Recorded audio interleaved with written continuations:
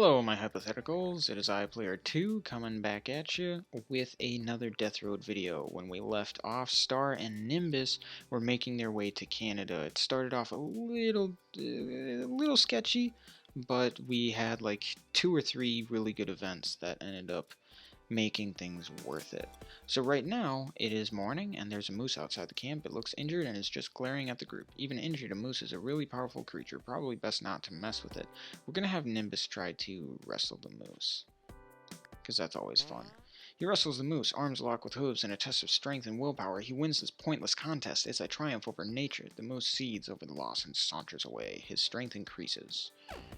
Apparently Nimbus didn't have great strength to begin with. Interesting. The group, 3 graves, this is a new event.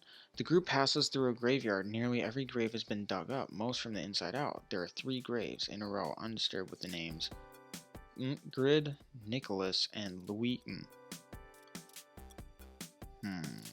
I like to think Louis blank blank is Luigi. At the same time, I like to think Nicholas is Nicolas Cage. And Nicolas Cage starred in the movie National Treasure, and so it means if we dig up Nicholas, we'll get some cool treasure. The group digs and digs and finds nothing of interest at all. What a waste of time. While everyone else was digging, Nimbus Ordeal found a gas can under some leaves next to a pile of skulls. Well, just like the movie, that was a waste of time. Let's go to the packed grocery store. What could possibly go wrong? Very thick, calm, and near sunset. That's how I like my zombies. Thick. And near sunset. Hey, Cloud, you mind not dying? That'd be good. And I immediately get hit. Serves me right. Cloud, hey. Nimbus, sorry. So anyway, I started blasting. Nimbus, how you doing? Are you... Okay, we both have just been hit once. Spatula. Well, that's Player 2's weapon. Player 2's weapon, not Star's. I'm gonna close this door. Try to buy us some time. Hey, Nimbus, try to... Ooh, that was good. That was a good old cleave. We make a stand here. We use up all of our bullets here. Nimbus, we might need to retreat. Let's retreat.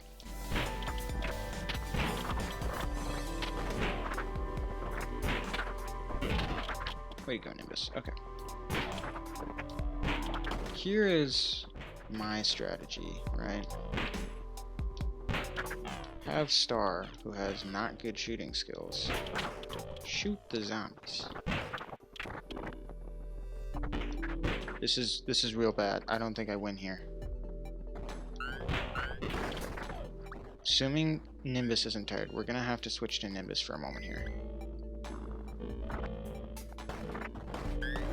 I can kind of conserve energy by chucking boxes.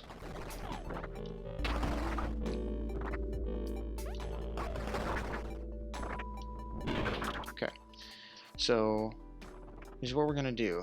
We're gonna have to slowly lure the zombies into here. I see that Star picked up a knife, which is useful. This is, I think, the only time that I've switched to a character when I wasn't dead. So we have to do this, though, because there were a lot of zombies. I think it's clear enough. What drew the zombies to us is we had Star shooting, which is what I had to do in order to get us through that. But it alerted all the zombies to our presence, so hopefully the entire grocery store is more or less empty. Nope.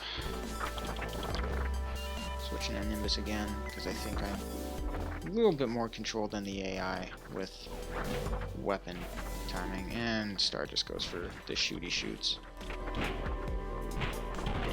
Which is not what we want. We want to conserve ammo, and he's down to 13. We're gonna actually make it so he just goes to smashing. See, if you look at the bottom left, you can see that this is all worth it. 25 food, and we haven't even gone everywhere. Plus we get zombie points. Oh, thank you, Nimbus, for doing that.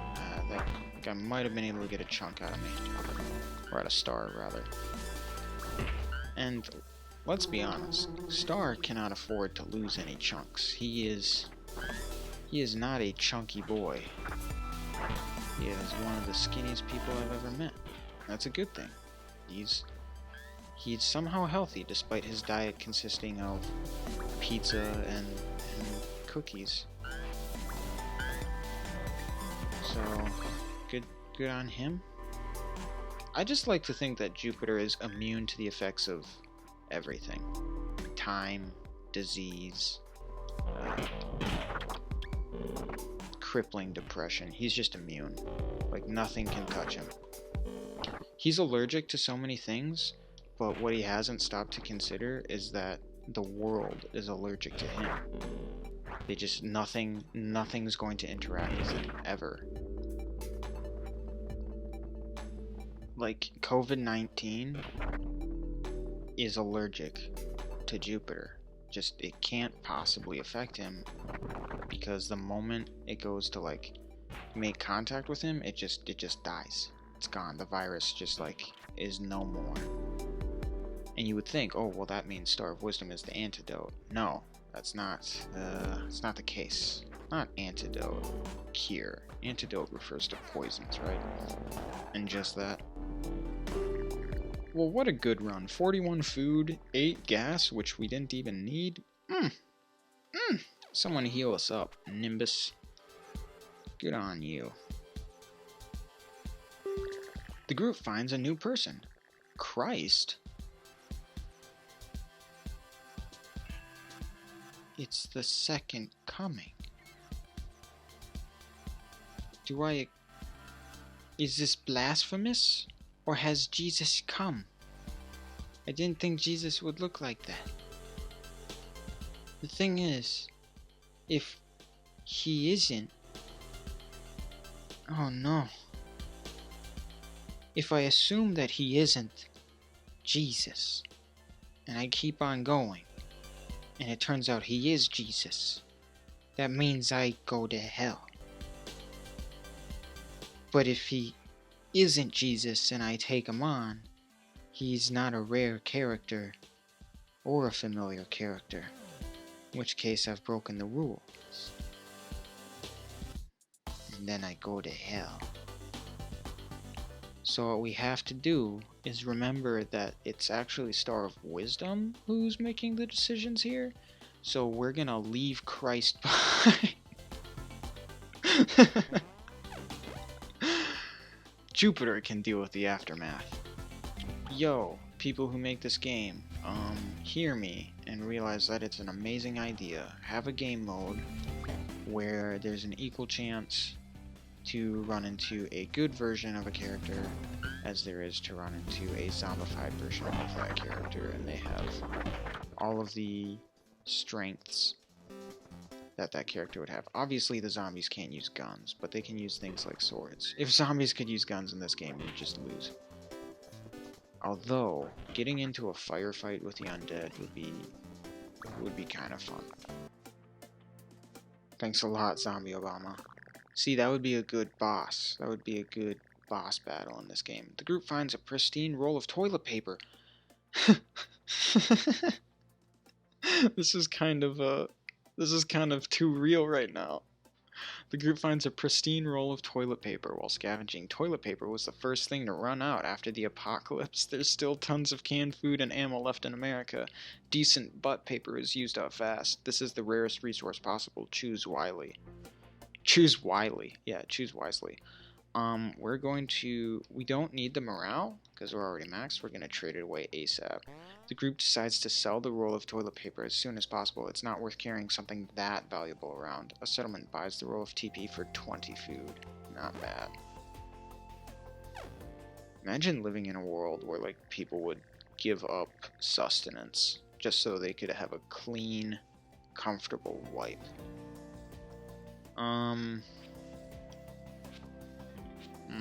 I mean, we can afford to pay the 10 food, I just don't want to out of principle. I'm gonna drive off with no sleep, and that's gonna be fine.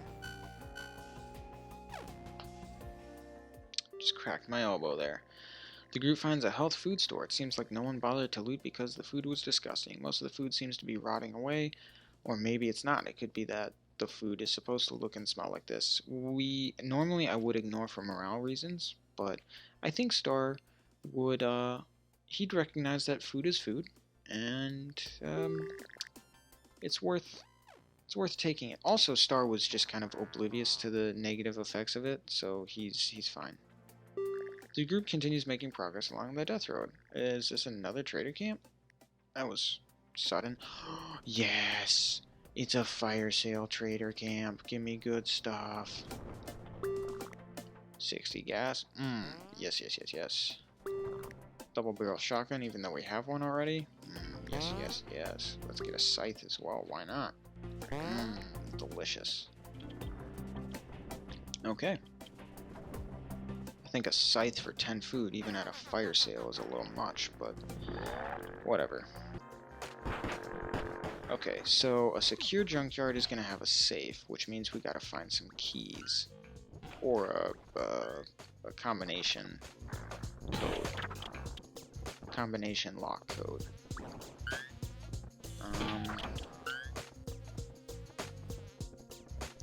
Although that last siege was probably difficult because Nimbus was tired, but I mean it's not like he's invigorated right now, so there it is. That's what we want. Just pick it up. I want to try to get to this dumpster right here. Good luck, Nimbus, defending me and all that. Thank you. That was a good hit. Alright, so hopefully the safe can give us more food or some ammo. Even gas is fine. Like, if I can get to the point where I've got 300 gas, I will be a happy camper indeed.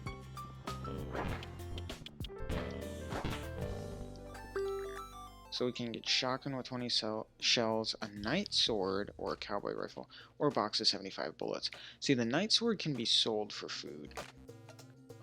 Probably like 6 food. I'm actually going to get the box of 75 bullets, though. Just because I have a gun. And the sword is just something I don't need. Already, yeah, we're pretty much halfway through this mode. And we haven't seen a third person. We did see that, like, Dink Master that we could have recruited. And I guess we did see, Christ. But, okay, we've seen other people.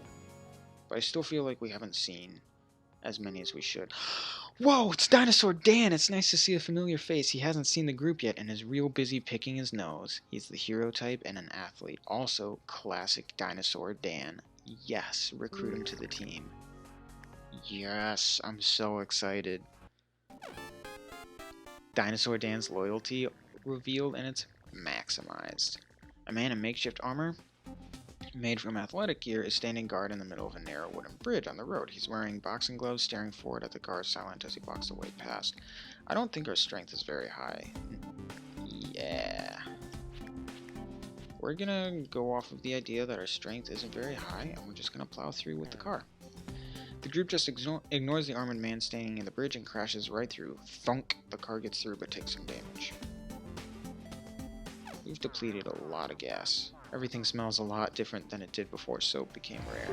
The group is sitting around a campfire, finding this campsite was rough, so they are getting in a bad mood. The group gets a decent meal.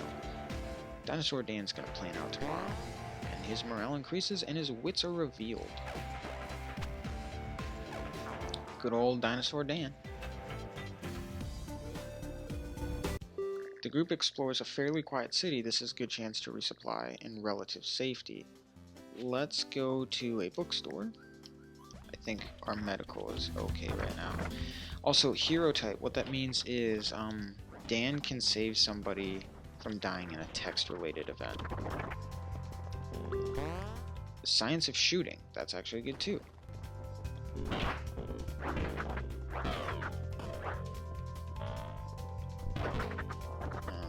We'll be giving that to Star because he's our main gunner.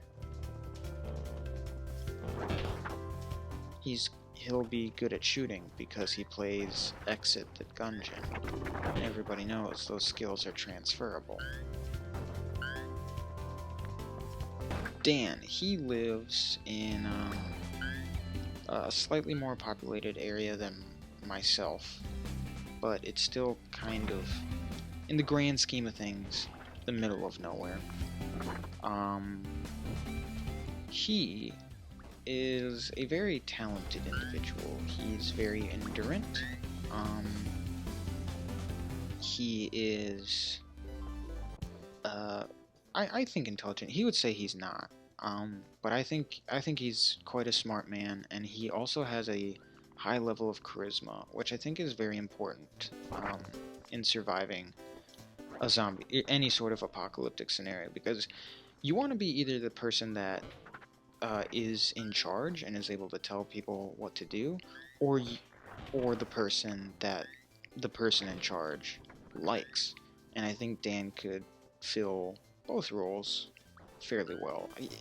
Maybe not the leader role so much, because Dan likes to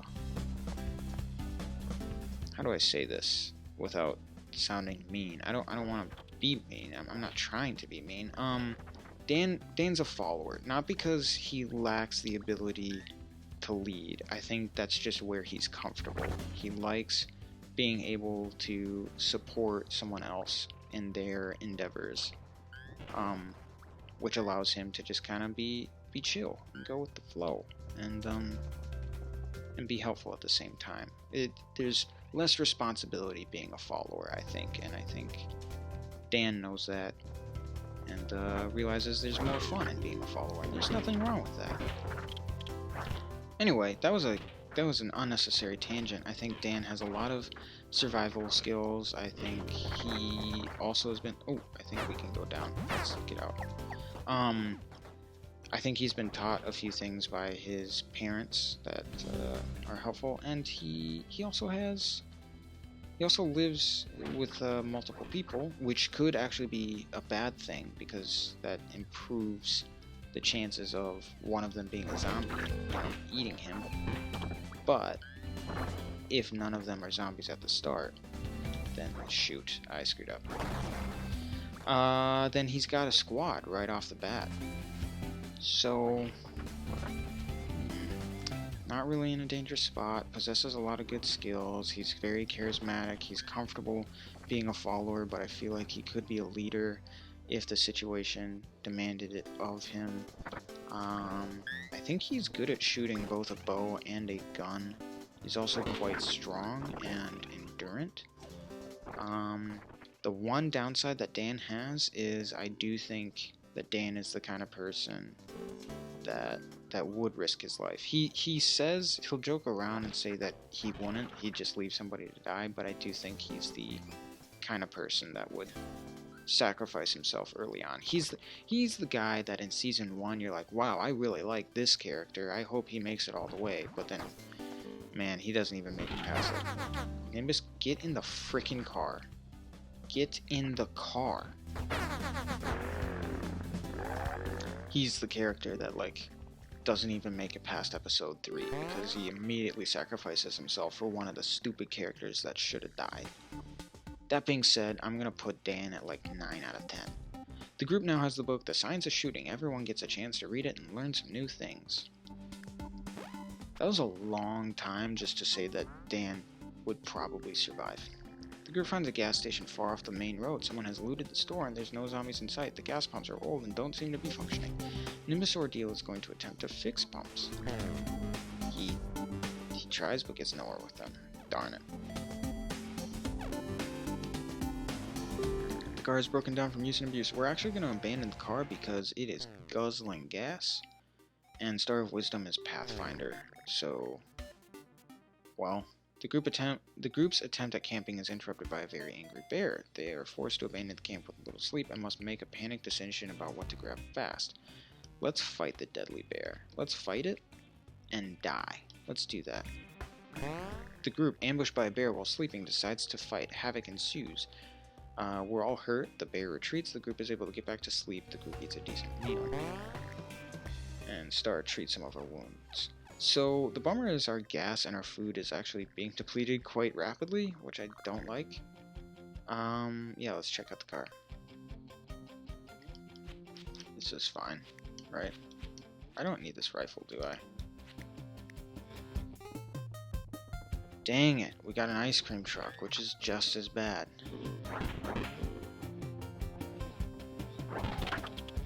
There's a lot of guys in here.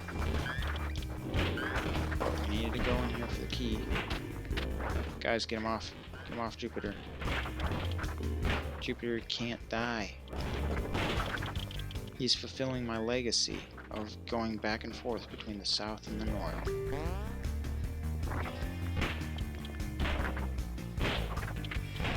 Here we go. Although I certainly don't want Dinosaur Dan to die. Especially when I've given him such a high rating.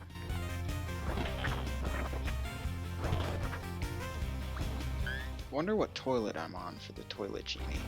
Surely I gotta be coming up pretty soon here. I actually don't know what run I ran into the toilet genie. Everything blends together. It's all a blur. Okay, we've gotten everything that we can. Let's get out of here. Hop in the car. Get in the car. Okay.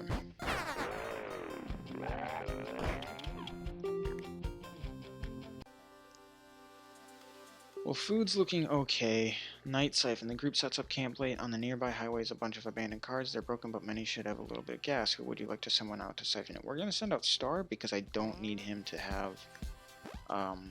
I don't need him to be super active because he's going to be operating the guns. And Dinosaur Dan is fully healed by Star. Nice. And his medical increases. In a house with a generator attached, the group stumbles onto a working computer. It's one of the older style ones, when the monitors were built like an enormous brick with a glass on the front. The group salivates. Finally a chance to watch YouTube videos.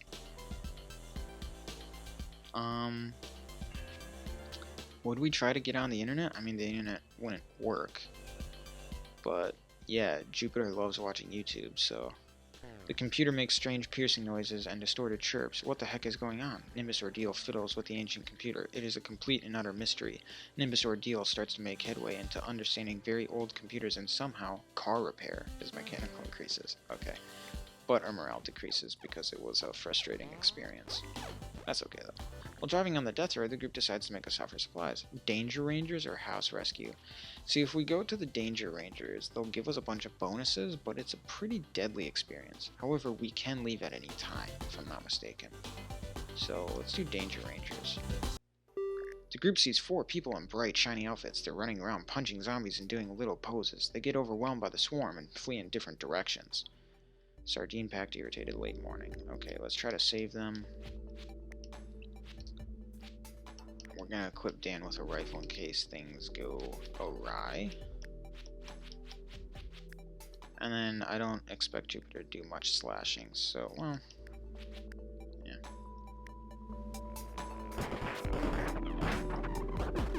Let's hit up this first house. Nothing.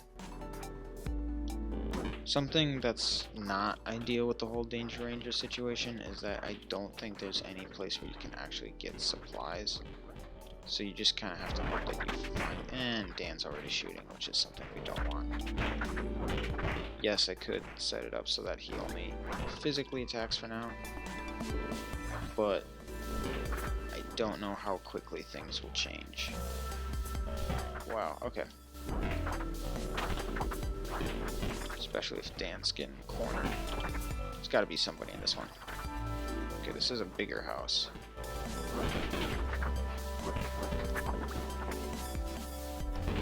Also, the Rangers will help us find the other ones. So if we... Oh, jeez. We cornered. I shot kind of in a panic state. Okay, so there's one Ranger. It's the green one. Green says he could use some help. He cracks his knuckles and starts following. We got a sniper rifle.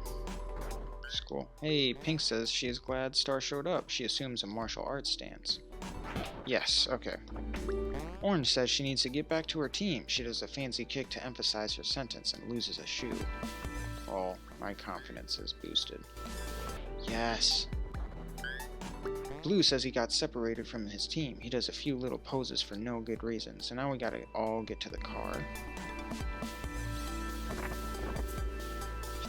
There might be other buildings we can explore. We have lost Dinosaur Dan and 2 of the Rangers. Okay. Thankfully, we killed a lot of zombies, so we should be able to just waltz on past these guys to the car. Lock.